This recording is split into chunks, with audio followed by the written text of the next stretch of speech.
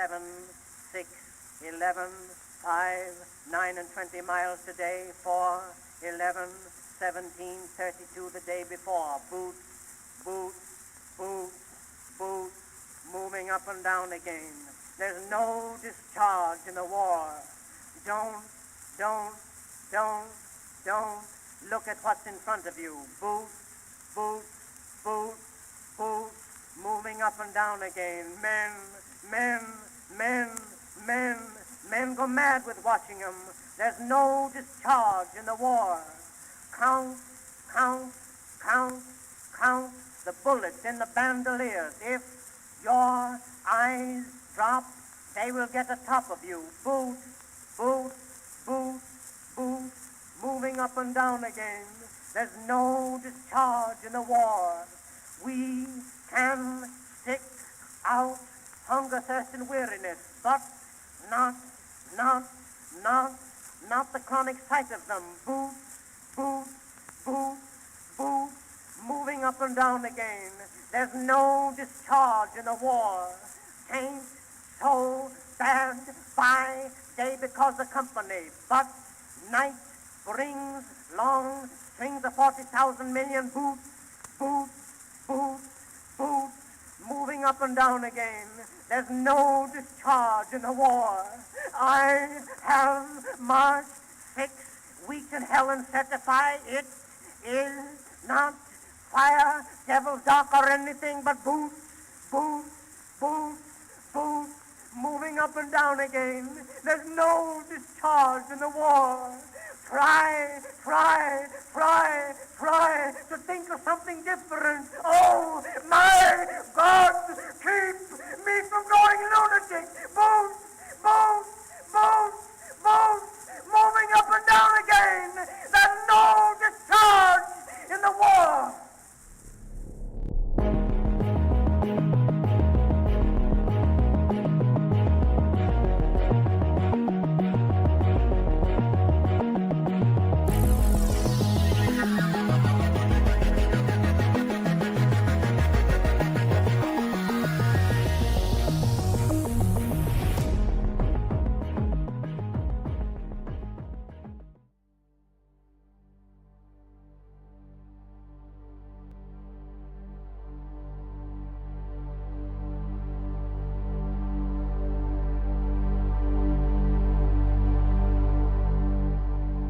Эрт цагийн галактикийн зах хязгаарт Halo Stars гэх нутагт аимшигт оддын догшин нөлөөнд нэгдсэн нэгэн ард түмэн оршин байжээ.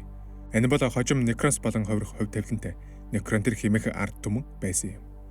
Тэдний ертөнцийг хорон бүрд нарны хар салхи, хөнөөлт цацрагийн шуурга нөмөрч, тэдний оршихуйг тасралтгүй сорж байв. Ийхүү махан биеийн зовлон тоолж, үглийг өдөр бүр төвчин амьдрах шаардлагатай болсон Некронтерод цаг хугацааны боол мэт амьдарч, ахархан настай хувь тавиланга зүгтэг байлаа. Некронтерийн талаараа хүндрэлтэнд олдсон цөөхөн мэдээллээс үзвэл тэдний амьдрал богино, ирээдүйн тодорхойгүй.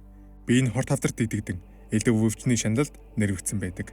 Тиймээс тэдний хотод үхлийн хүлээсийг хүлээн, оршин суугчдын төр зуурын амьдралыг биш, тэднийг угтан хүлээж буй булшин сүмүүдийг л эрхэмлэн байгуулдаг байв.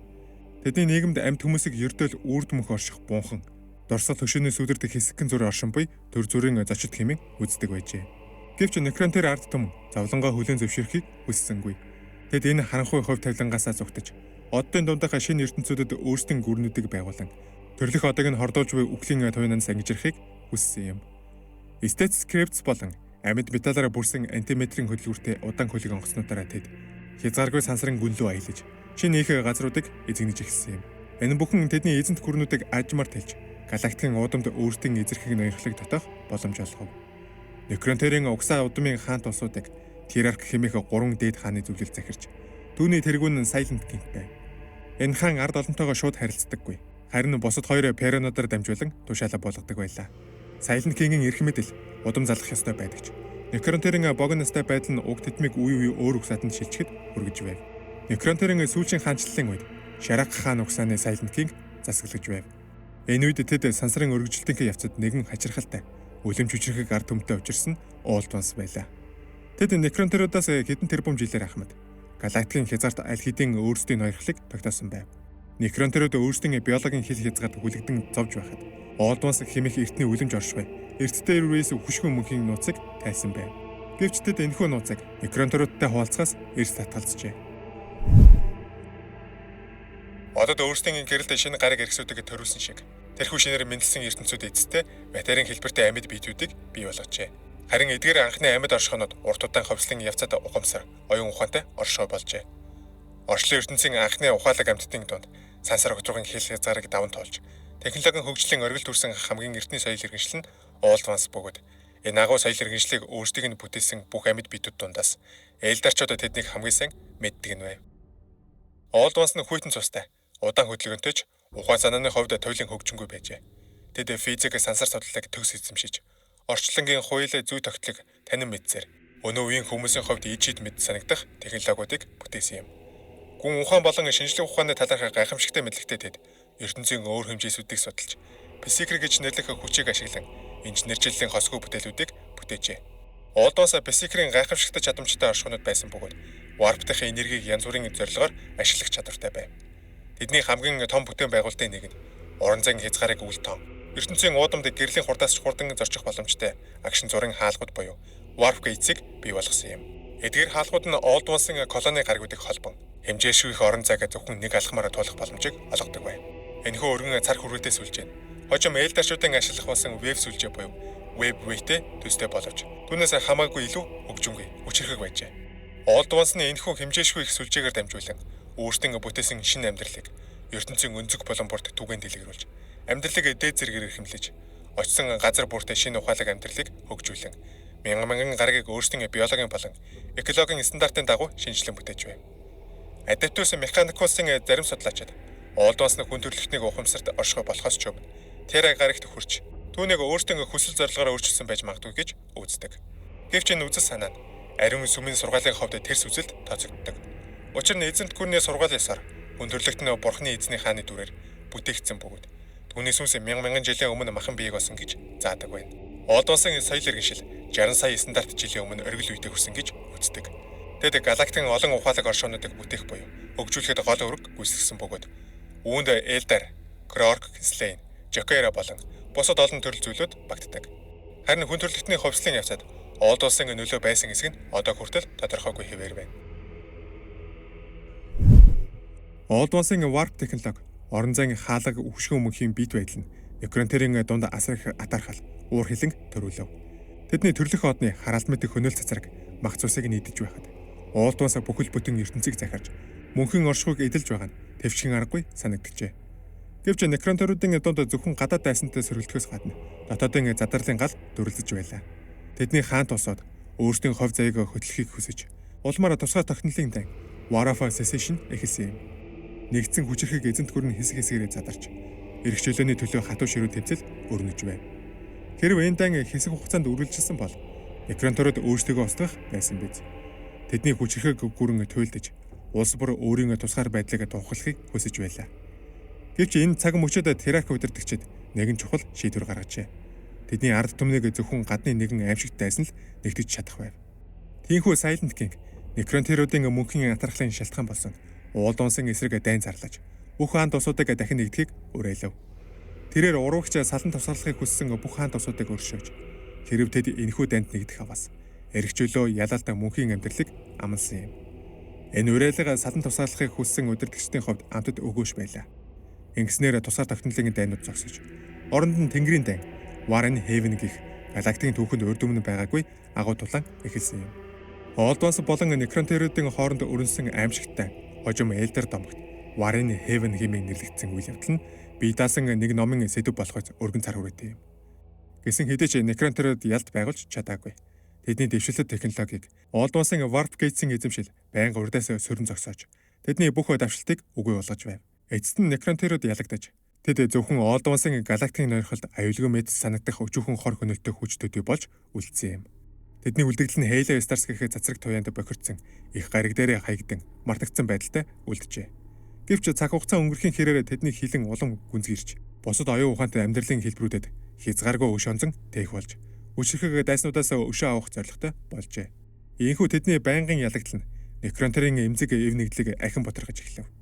Нэгэн цагт тэднийг нэгтгэж байсан нийтлэг дайсан одоо тэднийг холбох хүчин зүйл байхаа болсон байлаа.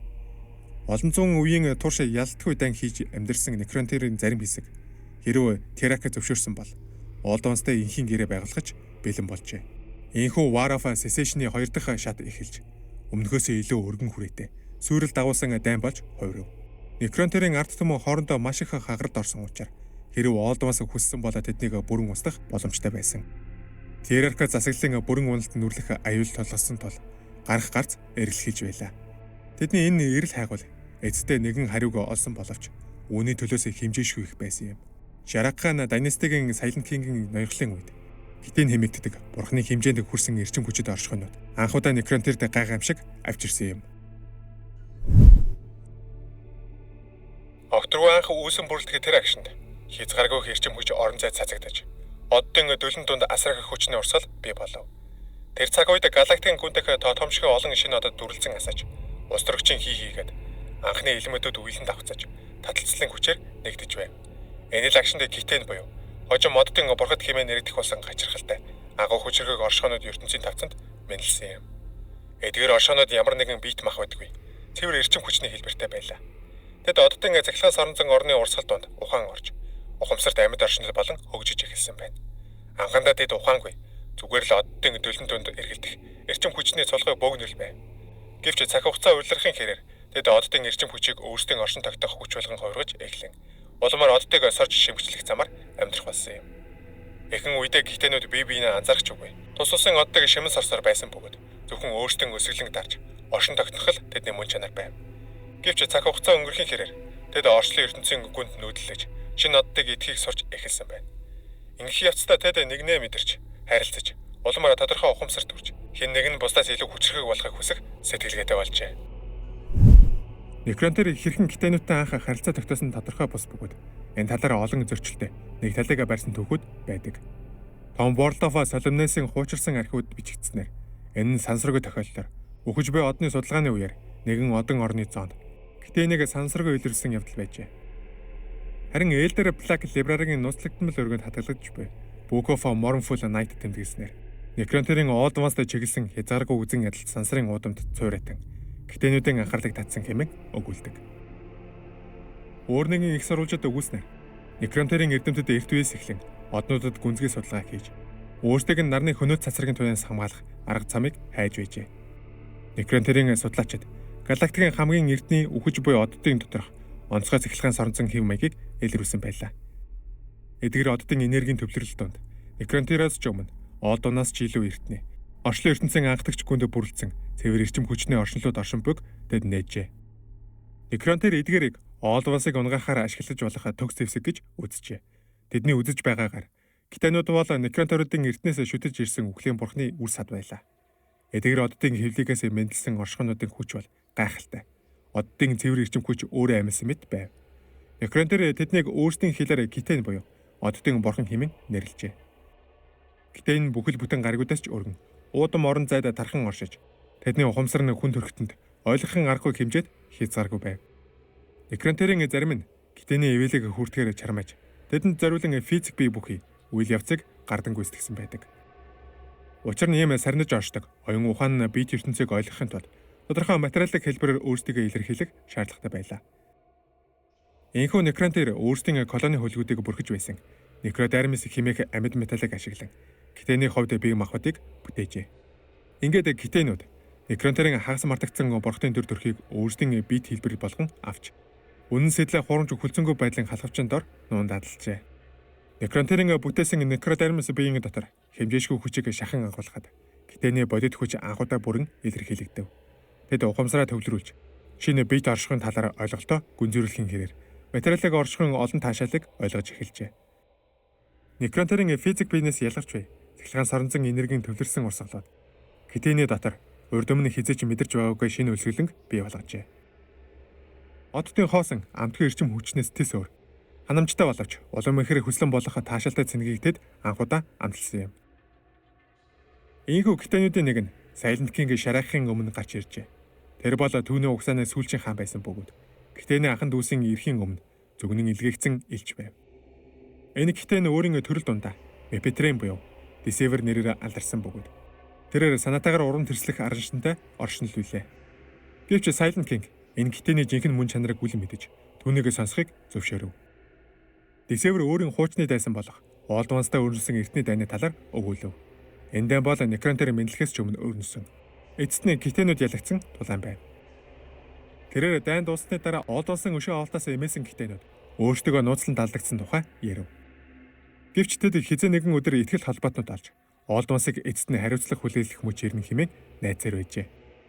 Энэ тусламжийн хариуд Десевр батлан хэлсэн. Некронтерийн хүсэн хүлээсэн бүхнийг авчирна. Нэгэн цагт тэднийг нэгтгэж байсан эв нэгдэл дахин сэргэж. Удаан хайж ярилцсан мөнхийн амьдрал эцэстээ тэдний гарт ирэх аж. Харин эдгээр агуу бэлгэнүүд ямар ч төлөөс байхгүй.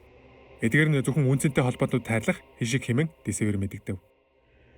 Гэвч түүний яриа хэдэн хувь нь үнэн байсан бэ гэдгийг хэн ч хэлж мэдэхгүй. Магадгүй бүр Десевр өөрөө ч мэдэхгүй байсан биз. Учир нь хууран мэглэх явдал түүний оршин үндэс болон хувирч. Гитэнүүдийн хувьд ч энэ үнэн хаана оршиж байгааг ялахад барих болжээ. Гэсэн ч түүний үг Silent King-ийн зүрхэнд хүрэв. Өмнөх өг дээдсэнхээ адилаар тэрээр өөрийн ард түмнүүдийг хуваан бутаргаж буй эц төгсгөлгүй хямралаас залхсан байлаа. Ийхүү Silent King Terrarch-ийн босод хоёрын Perron болон өөрийн Royal Court язгууртнуудтай энэ асуудлыг хэлэлцэв. Хэлцээрийн явцад ганцхан хүн эсрүүцэн дугарсан Terrarch-ийн ордны зурхаач Orican байв.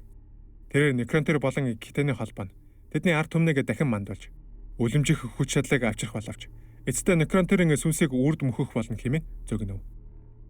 Гэвч хүслэн эрх мэдэл тэмүүлэх шунал болгоомжлолыг дарж Ориканы үгийг үл ойшин орхив. Десевр өөрийн саналыг тавьснаас хойш нэг Некронтер жилийн дараа Terrarch холбоог батлан зөвшөөрч ингэснээр өөрсдийн ард түмнийг мөхлийн зүг төлхөн оруулав. Некронтерүүдийн хувьд тэдний олсон шинэ холбоотон үнэхээр гайхамшигтай байлаа. Гэвч удалгүй гитэнүүд өөрсдийн холбоотнуудыг захирах орлого хийж эхлэв. Некронтерууд тэдний сүр жавхланг бишрэх төдийгүй тэднийг жинхэнэ оддын бурхан хэмээн дахин шүтэх болов. Гитэнүүд оршихуйн шинэ хэлбэрт уусаж материалын ертөнцийн нөлөөнд автсан уу? Эсвэл угаасаа ийм л төрөлх мөн чанартай байсан уу гэдэг нь тодорхойгүй. Гэвч ямар ч байсан тэд өөрсдийн жинхэнэ нүүр царайг ичлэх цаг нь ирж тэд хэрцгий хуримтгай зугаа цангид дуртай оршихуйнууд болжээ. Бурхны хүчийг агуулгах зэвсэг галактикийн хоромхон зурд туулж чадах квантофлоктой оддын хөлөг онгоцуудаар зэвсгэлсэн Некронтерууд Old Ones-тай хийсэн дайнаа дахин эхлүүлэхэд бэлэн болов. Гэвч гитэн өөрсдийн шүтэн бишигчдэд дахин нэгэн бэлэг өгөхийг санал болголоо. Тэдэнд мөнх насыг хайрлах, мөн тэдний эрдэнэс хүсэн хүлээсэн бие махбодын доктортой байдлыг бий болгох арга замыг санал болгов.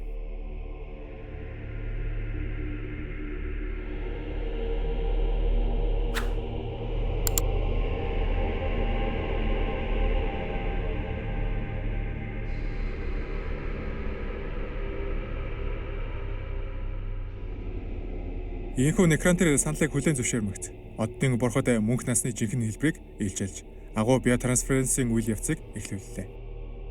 Асар том био үйлдвэрүүд байгуулагдаж, танд Silent King шарахын ард түмэн гитэнтэй хийсэн гэрнийхээ дагуу алхлан орлоо. Тэднийг дотогш орсныхын дараа ямар ёрын бодор үйл явдал өрнсөн тодорхойгүй. Гэвч нэг зүйл тодорхой. Махан биеийн хүчээр хуулах мэд салгагдаж, сүнс нь хүртэл тасран алга болов. Тэдний биетийг некродермсаар бүрсэн металл бүрхүүлээр сольж, гитээний адил амьдардаг металл амьдралын хэлбэрт шилжүүлсэн байлаа. Энэвээс эхлэн тэд некрон болж, хуучин амьдрал эрхчлөө мэдрэмжээ үрд алдав. Биотрансференсийн асар том 100 бүрийн дээр гитээний мөнхийн бодит хэлбэрүүд хэрэгэлдэг. Эрчим хүчний үлдэгдэл болон некронтеруудын сүнсийг шунхааран залгиж байлаа. Silent King өөрөө энэ процессоос гарч, ард түмнийхээ юу болсон байдлыг анхудаа харах мөчтөл тэр өөрийн хийсэн аимшигт гэрээний үнэн нүр царайг олж харсан юм. Тэр одоо бараг бурхан мэд хүч чадал, үлэмжийн хүчрхэг биетэй болжээ. Гэвч энэ бүхэн ямар үнэн цэнээр олдсон ойлгоход хэтэрхийг оройтсан байв. Түүний сүнс аль хэдийн гитээний гүнгэгчин залгисан, энергийн гүнд уусаж үгүй болсон байлаа. Гэхдээ биотрансференс үнэхээр гитээний амлсан бүхнийг биелүүлсэн үнэн. Некронтерийн хамгийн энгийн иргэн хүртэл одоо мөнх наст болсон байв. Цаг хугацаа цацрагийн аимшигт хор хөнөөлж, тэдний шинэ механик биед нөлөөлж чадахгүй болжээ. Зөвхөн хамгийн харгас сүрлийн гэмтэл тэднийг бүрэн устгаж чадах байв.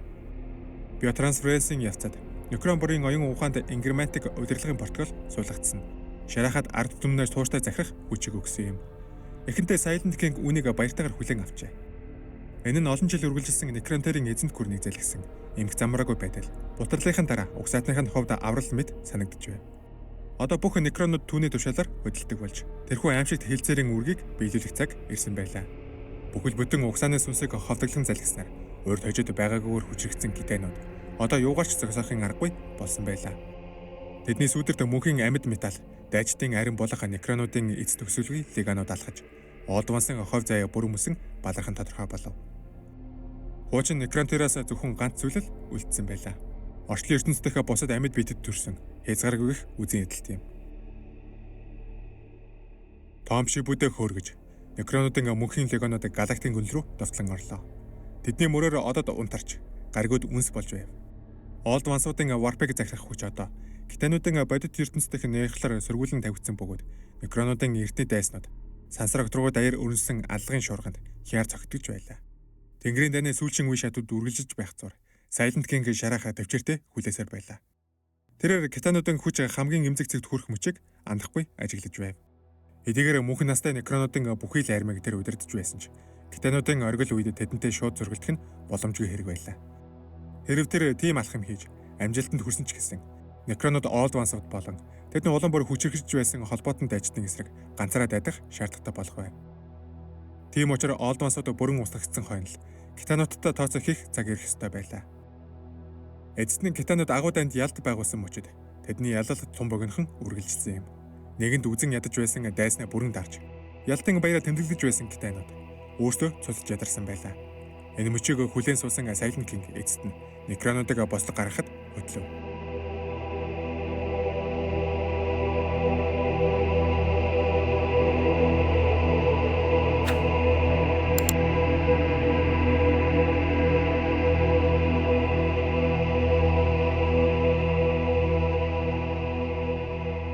Некронууд амьд орчлонгийн хэмжээшгүй их энергийг төвлөрүүлэн бурхан хөнөөхөй чадaltaй хайперконануудыг бүтээсэн нь галактикийн хамгийн шилдэг криптикуудын уран ухааны оргил байв. Silent King энэ аимшигт зэвсүүдийн тухай мэдээллийг өөрийн дайчдын оюун санаанаас арилгахыг тушаасан нь нэгэн өдөр тэдгээрийг өөр зорилгоор ашиглаж мэдхээс эмээсэн хэрэг байв. Уг зэвсгээр Китаануудыг дийсэн боловч тэд бол үхшгүй. Орчлонгийн үндсэн өмбөцтэй холбогдсон одны төрлөх амьтад байсан тул тэднийг бүрэн устгах гэдэг боломжгүй зүйл байлаа. Тиймээс тус бүрийг нь хэдэн мянган жижиг сул дараа энергийн хэлбэртэй болгон тасчин хувааснаар энэ асуудлыг шийдэж болохыг Silent King өрчлөн тооцоолсон байв. Тэрээр Китаануудыг бүрэн устгаж болохгүй гэдгийг мэдэж байсан тул өөрийн төлөвлөгөөгч үүнд нийцүүлэн боловсруулжээ. Шинээр үлсэн Китаан шарт бүрийг олон хэмжээтэй Tesseract лаборант дотор хашжээ. Энэхүү ялалт асрын хүнцнээр олдсон бөгөөд босгын явцад сая некронууд устгагдаж үүний үр дүнд эцэст нь некронууд дахин өөрсдийн хувь тавилангаа захирах хэрэгчлөөг олж авсан юм. Некронуудын материалын ертөнцийг хэн захирах, шинжлэх ухааны дээд ирэмдэх хүрэх гэсэн эрэл хайгуул эцэст нь үр дүнд хүрч Олдвансуудын Berserker хүчийг хит хитснээс болж соёл иргэншлэн мөххийг харан багтаав нь ханаж байлаа. Үнээс гадна Китаануудын дарлаас эцэст нь ангижирсан. Тэдэнд ялтын баяр баясгалан авчирсан юм. Гэвч Silent King тэдний цаг үе дуусгаар болж байгааг ойлгосон байв. Тэд энслэврүүдийг үлдсэн оюун ухаанд амьтдыг бүгдийг нь устгахыг хүлээн зөвшөөрч галактикийн соёл иргэншлийг үгүйрүүлэн хаосруулахаар шийджээ. Ингэснээр Berserker идэвхтэй энэхүү тахал цаг хугацааны үехээр өөрөө мөхөж харин галактик шинэ амьдрал төрүүлж өмнөхөөсөө сул дараа удирдахад хялбар биетнүүд бий болно гэж тэр тооцоолж байв. Үнээс гадна некронууд Warren Heaven-ийн үеэр Олдвансуудын талд тулалдсан Berserker хүчтэй элдер удамшил төрөлтнүүд тун удахгүй галактикийн нэршлиг гартаа авахыг ойлгож байлаа. Тэд Олдвансуудын хов заяаг хуваалцаагүйгээр үл барна. Некронууд болон тэдний өв соёлыг туйлын гүн үзэн ядаж байв. Харин Китаануудын эсрэг хийсэн тэмцэл асраг их хүч нөөцөө зарцуулсан некронууд тэдэнтэй нүр тулан зөргөлдөх боломжгүй болсон байв. Гэвч Silent King махан биеийн их хязгаартай хашигдсан бүх оршиход цаг хугацааг хэрхэн харгас ханддгийг сайн мэдэж байлаа. Элдерийн хүч эцэстээ бүхэх нь дамжиггүй. Энэ нь сая тэрэн жилийн дараач байв. Зайлшгүй тохиолдох тавилан юм. Харин тэр үед некронууд иргэн ирж галактикийн жинхэнэ нэрчд болох юм. Ийхүү некронуудын үлдсэн хотуудыг аврагтан бошны цогцлборууд болгон өөрчлөхийг Silent King тушаав. Элдеруудыг хэсэг хугацаанд галактикийн хувь зайг шийдэхэд зөвшөөрөх хэрэгтэй юм. Тэд бол төр зурын. Харин некронууд мөнхийн оршихуйтай билээ. Silent King өөрийн ард түмэндээ өгсөн сүүлийн тушаал бол 60 сая стандарт жилийн турш нойрсож, сэрэх үедээ алдсан бүхнээ дахин сэргэж, некрон усаатнуудын хуучин сүр жавхлан эргүүлэн авчрах явдал байв. Энэ бол Silent King-ийн сүүлийн зарлиг байлаа. Ийхүү эртний тоолол өнгөрч некронууд бошин хотуудад нойрцоор байлаа. Тэднийг хамгаалахын тулд хийгдсэн машин боолууд болон тулааны автомат зэргүүд харуулт гарч энслэврүүдийг хол байлгахын тулд том ворлдууд дээрх бүх амьдралыг устгасан байв. Энэ төлөвлөгөө нь итгэмээргүй үр дүнд хүрч Некронод олон сая жилийн турш ямар ч аюул өртөлгүй амар тайван нойрсож чадсан юм. Гэвч 41-р мянган жилийн үед Imperium of Men-ийн хүчнүүдийн үйлдэлээс болж Некронодо дахин сэрэн босов. Галактик дахин амьдралаараа бэлхэж буйж Warren Heaven-ийн үеэр анх илэрхий болсон. Chaos-ын ёрон сүнслэг хүчийг шүтгчэд болон төрөлхийн Berserker чадамжтай амьтад хаасайгүй ноёрхсоор байв. Некроны угсаатнууд өөрсдийн жинхэнэ байр суурийг дахин олж авахд цаг хугацаа болон нарийн төлөвлөгөөнүүд шаардлагатай. Chaos-ын агентуудыг устгаж, Old Ones-уудын өв залгамжлагч Elder-одыг үгүй хийж, хүн төрлөختнийг боолчлон захирч, бодит ертөнцийн Warp-ын холбоог бүрмөсөн таслах их үйл хэрэг гүйцэтгэх хүртэл Некроны ноёрхлын ишин нэрийн үе эхэлж чадахгүй юм. Некронод мөнх бөгөөд өхөшгүй. Тэдний технологи залуу оддын эзэнт гүрнүүдийн альч соёлын иргэншлээс хол давуу хэвээр бөгөөд гагцгүй цаг хугацаа үргэлж тэдний талд байдаг.